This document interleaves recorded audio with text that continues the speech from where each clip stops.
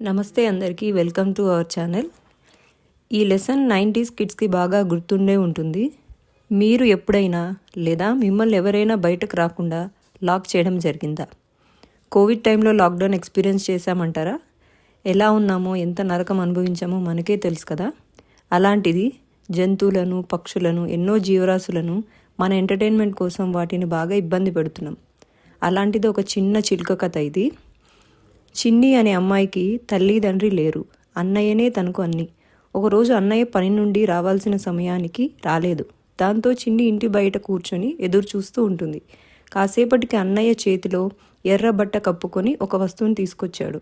ఆ బట్ట తీయగా అది చిలుకతో ఉన్న పంజరం.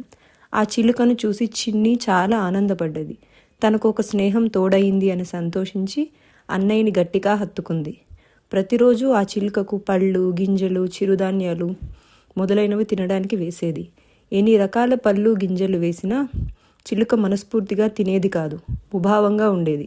అది గమనించి చిన్ని కారణం అడుగగా, నీకేమి తెలుసులే చిన్ని నా బాధ, పండ్లతో నా బాధ బాపలేవమ్మ, స్వేచ్ఛగా నింగిలో సంచరిస్తుంటే దానికన్నా సుఖం నాకెక్కడుంది, పచ్చపచ్చని పైర్ల మధ్యలో నాకు కలిసిపోవాలనుంది, బంగారు పంజరంలో ఉన్న నాకెక్కడిది సుఖం అని చిలుక బోరున ఏడవసాగింది.